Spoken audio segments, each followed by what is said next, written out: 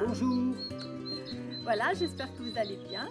Depuis notre premier épisode qu'on avait fait sur l'alimentation et la santé, où on avait vu un petit peu l'histoire d'Alain quand tu étais paysan à la ferme.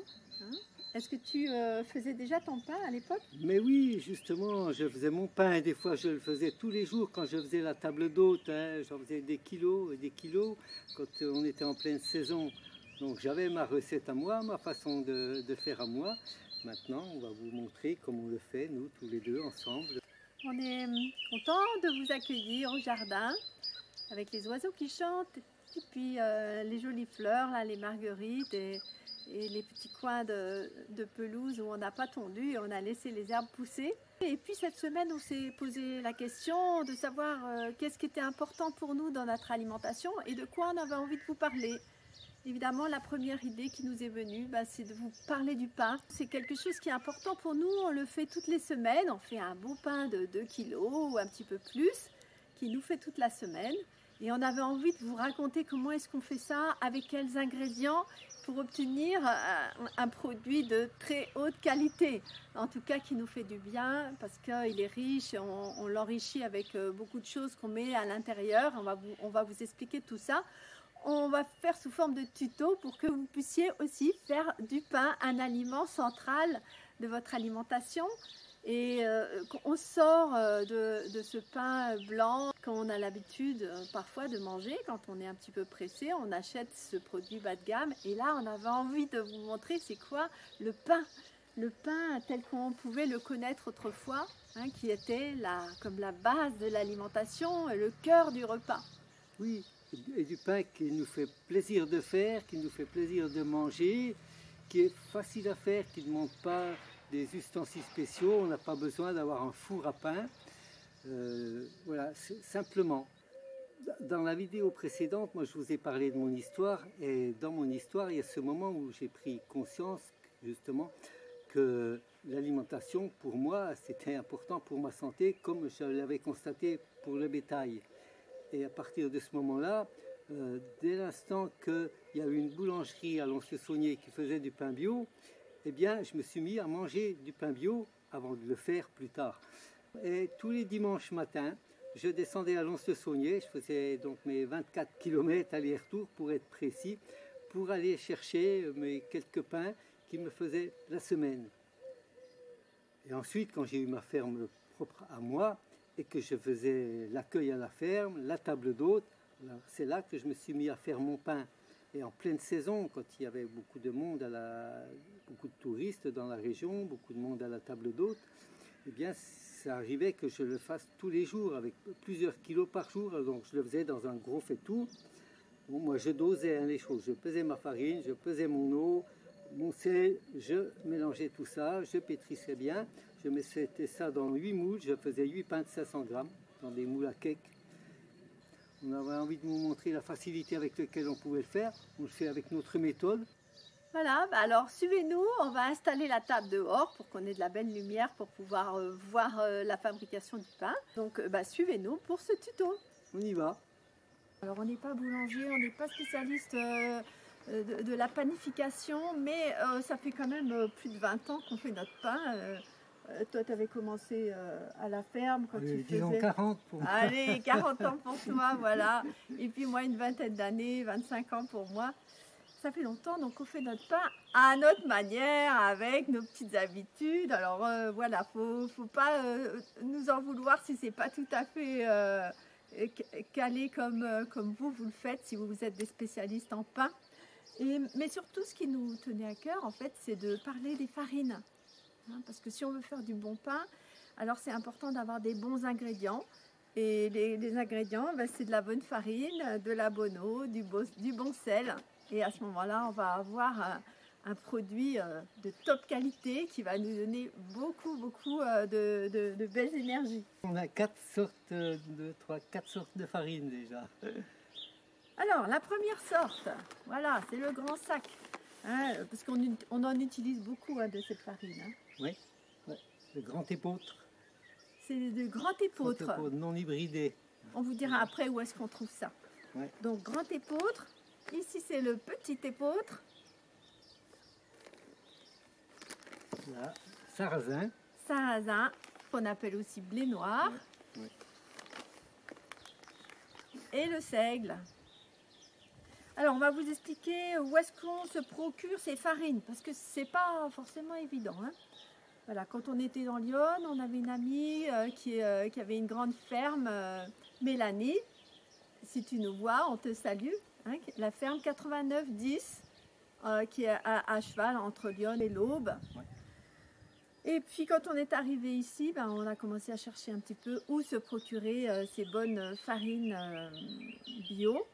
Parce que pour nous, c'est important d'utiliser des farines bio, c'est-à-dire quoi? C'est-à-dire des céréales qui ont poussé sans pesticides. Voilà, alors c'est pas très facile à trouver, on en avait trouvé un peu à la Biocoop, mais on voulait de l'épeautre. Alors ici, vous voyez, c'est du grand épeautre. Donc le grand épeautre, ça contient des gluten, mais il y a des variétés qui n'ont pas été modifiées, des variétés anciennes de grand épeautre. Et donc ces variétés anciennes de grand épeautre, elles ne sont pas très faciles à trouver. Donc la variété grand épeautre Oberkulmer, on peut arriver à la trouver hein, en Biocoop parfois, mais nous ici on n'a pas trouvé. Donc qu'est-ce qu'on a fait? Ben, on a commandé sur un site qui s'appelle... Les jardins de Saint-Hildegarde. Donc on la commande là-bas, par grand sac. Alors vous voyez, ça fait un sac de 20 kg. Et donc on a de quoi faire des pains pendant plusieurs mois avec ça, en mélangeant avec les autres farines.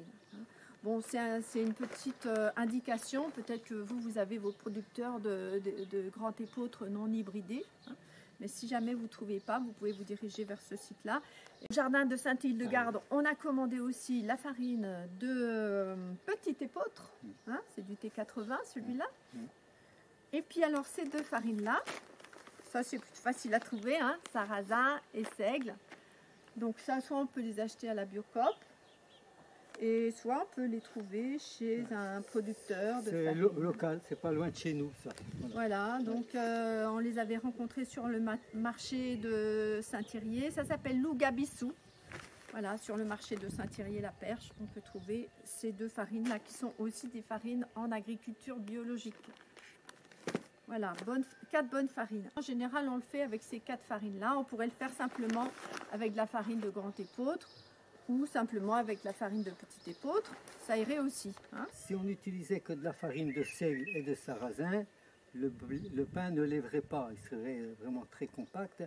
Pour qu'il lève, pour que le levain agisse, il faut de l'épeautre. Voilà. Des céréales en fait qui sont panifiables. Hein, on appelle ça panifiable. Ouais, donc les céréales panifiables, qu'est-ce que c'est? Eh ben, le grand épeautre, c'est panifiable. Le petit épeautre, c'est panifiable. Et puis, on a aussi la farine de blé dont on n'a pas parlé encore, qui est panifiable. Hein, c'est celle qui est la plus utilisée aujourd'hui. Et moi, il se trouve que le blé, mon corps ne l'assimile pas bien. J'ai des gros problèmes de santé en fait quand je mange du pain avec des farines de blé, même des blés anciens. Faites vos essais, en tout cas moi depuis que j'utilise la farine de grand épeautre, ça va bien, tout est rentré dans l'ordre.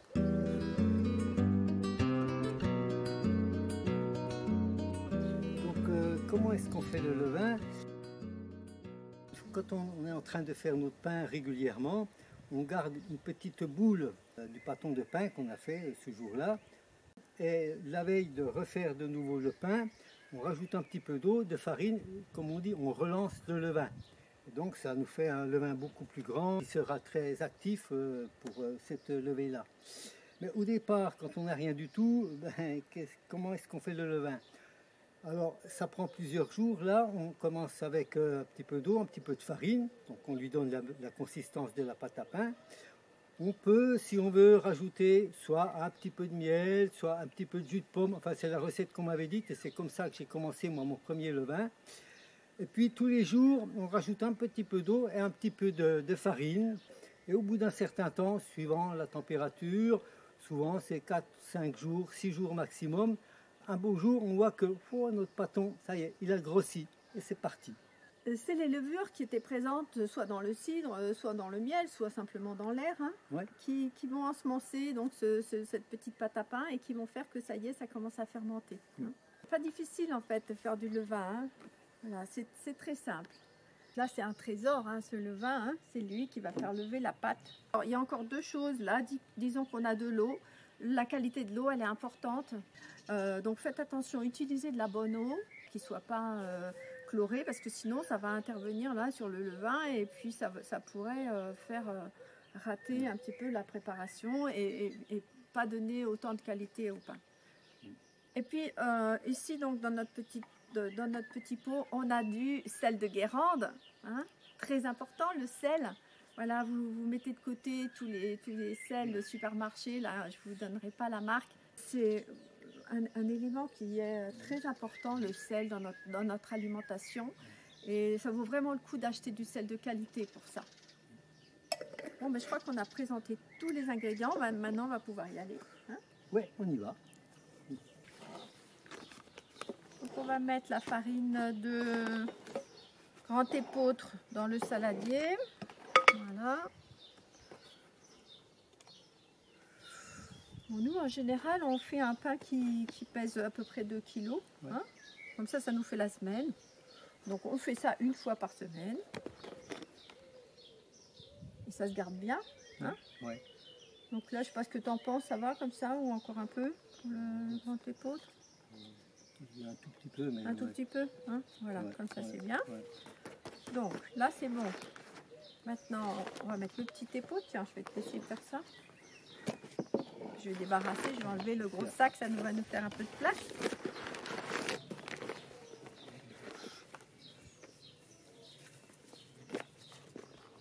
Farine un petit peu plus chaude. Là. Ah oui, il est plus jaune, ouais. Ouais. Pour ça, ça me louche. Là, on va reprendre la cuillère, celle-ci. Ouais.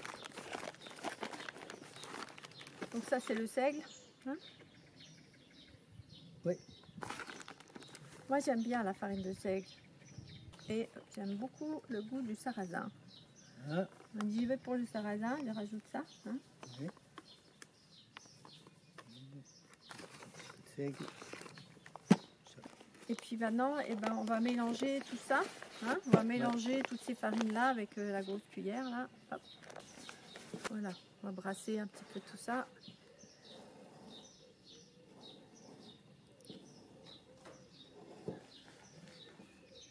Et puis au milieu, on va sortir notre levain. Et ça sent bon, hein? Ouais.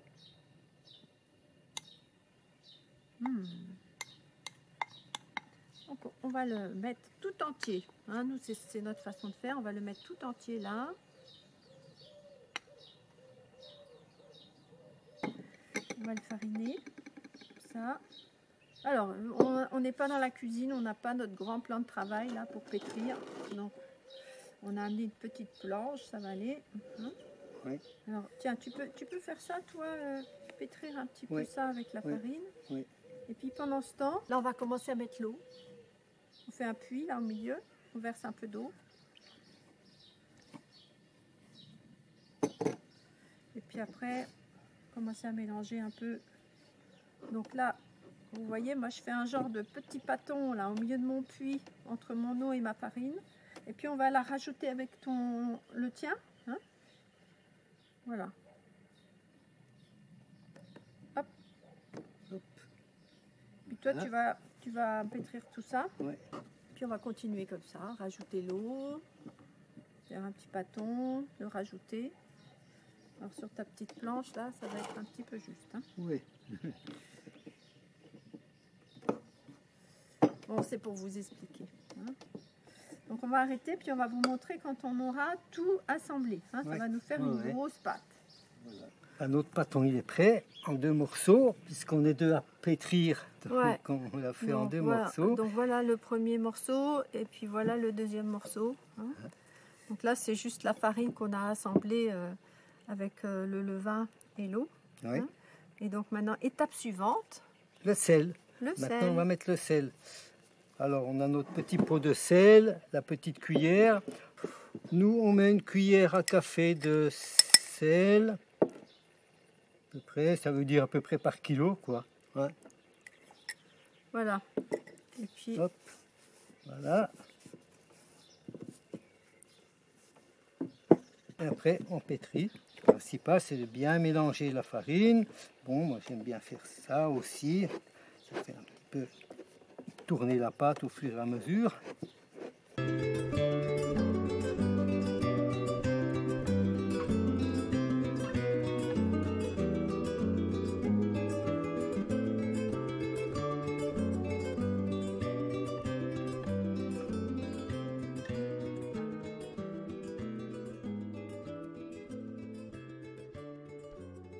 Donc là, ça va être bientôt le moment de reprendre un petit peu de ton pâton pour le remettre dans le bol. Voilà, une fois que c'est bien mélangé. Et ce petit pâton-là, il va pour la prochaine fois. Retourner dans le bol pour la prochaine fois. On pourra éventuellement y rajouter un petit peu d'eau et un peu de farine dans 2-3 jours pour le nourrir. Hein? Oui. Voilà, alors on mettra dessus une petite assiette et un petit torchon. Hein? Et puis il va rester où celui-là? Il va rester dans la cuisine à température ambiante. Hein? On ne le met pas au frigo, on le met simplement dans la cuisine, dans un coin. Et puis de temps en temps, on va le nourrir. Et dans une semaine, il servira pour refaire le nouveau pain. Le pain dans l'alimentation au niveau symbolique, c'est quelque chose de très important. Hein? Le pain, c'est l'aliment essentiel de tous les temps. Hein. De beaucoup de cultures. Oui. Bah, pour nous, si on vous montre ça, c'est que c'est resté quelque chose d'essentiel pour nous. Et que vraiment, si on fait du pain, que ce soit du bon pain, avec des bons produits, des bonnes farines. Ouais. Alors, est-ce que ça prend beaucoup de temps? Parce que c'est vrai que des fois, les gens disent on n'a pas le temps de faire le pain. Oui, alors on va peut-être redonner un repère. Hein, quand on fait le pain, nous, en général, ça nous prend quoi? 20 minutes, quoi. 20 minutes. Ouais. Pour faire un pain de 2 kilos. Hein? Oui. Ce que vous voyez là, on prépare la pâte. C'est ça qui prend à peu près 20 minutes. Hein? Et après, on va laisser lever toute la journée. Donc, on fait ça le matin. Et puis, ensuite, dans la fin d'après-midi, vers 5h, 6h, 7h, enfin, ça dépend de la température extérieure. À ce moment-là, on va voir que le pain, il a commencé à gonfler. Mais le temps, en fait, de préparation, c'est ce temps-là qu'on est en train de vous montrer. Ensuite, ça ne prend pas de temps. Hein? Non. Parce que la levée, elle se fait toute seule. Oui. Et je dirais, maintenant, nous, on a envie encore d'améliorer ce pain. Alors, arrivé à ce stade-là, on met vous verrez tout ce qu'on met dedans. On met plein de petites choses dedans. Bon, on va aller les chercher, toutes nos petites spécial. Choses. Hein? Oui. Voilà, puis on va vous montrer ça. Oui. On peut mettre des noix, des prunes séchées, que l'on a séchées nous-mêmes dans notre séchoir solaire.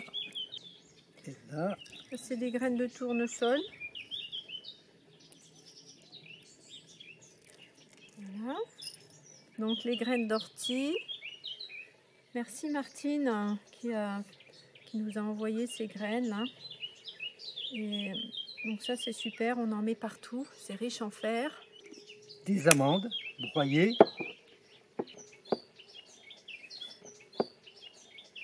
Des graines de chia. Voilà. Donc ça j'aime bien aussi mettre ça dans le pain. C'est riche en protéines. Bon ben voilà, ça c'est un pain riche. Hein? Et hop. Et on va pétrir ça pour bien mélanger tout ça à la pâte. Voilà, c'est reparti pour un dernier petit moment de pétrissage. Voilà, notre beau pâton prêt à lever. On va le laisser tranquille toute la journée.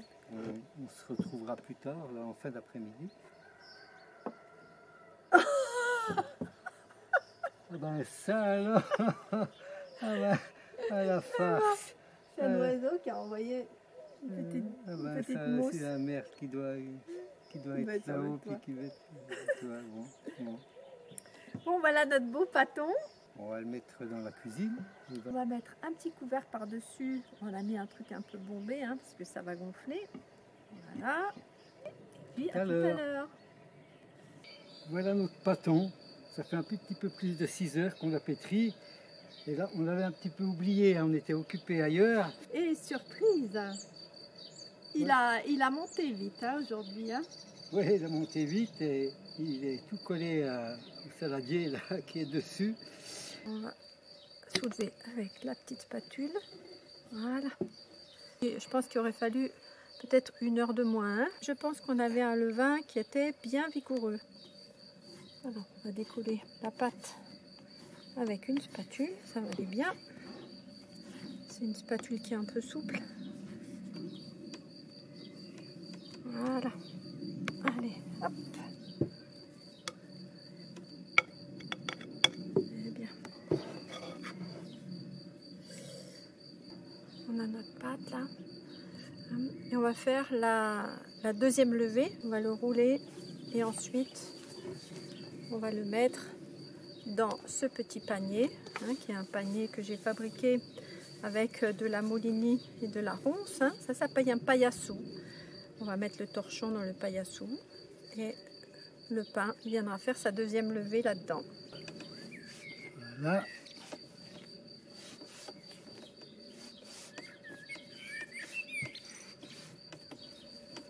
Voilà. Et hop. Voilà.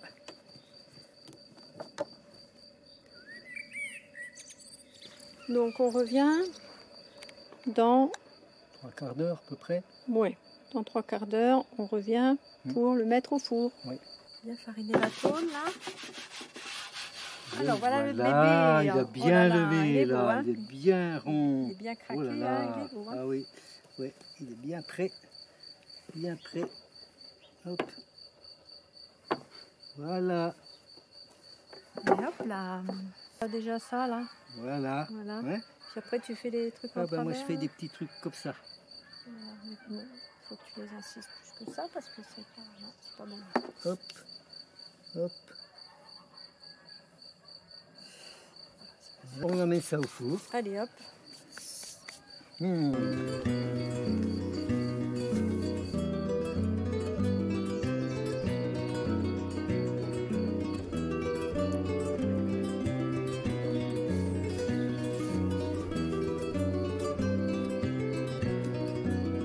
Voilà le beau pain. Oh bah il est très joli hein ce pain, c'est super hein. Ah, j'aime bien quand il est craqué comme ça là. Ah, il est magnifique hein. Il est beau. Ouais. 2 kg 199. Ah, Bon bah on a joli fait- bébé hein. On a fait un beau gros pain là. Notre émission se termine et on est content d'avoir partagé nos petits secrets avec vous, d'avoir pu vous montrer un petit peu de notre intimité parce que c'est quelque chose qui fait partie de l'intimité, la fabrication du pain. Chacun va y mettre un petit peu de son cœur, un petit peu des ingrédients qui lui sont chers. Et il n'y avait pas 2 pains identiques. Hein. Chaque semaine, on a un pain un petit peu différent. Et on va se retrouver dans le prochain volet pour parler des plantes sauvages, des plantes qui poussent dans le jardin spontanément, qu'on va pouvoir utiliser pour notre santé, pour notre énergie. Alors là, on a pas mal de choses à vous présenter. On sera content de partager encore des petits secrets avec vous. Ouais. Alors on vous dit à la prochaine. On vous embrasse. On vous souhaite le meilleur. À bientôt. À bientôt. Au revoir. Ciao.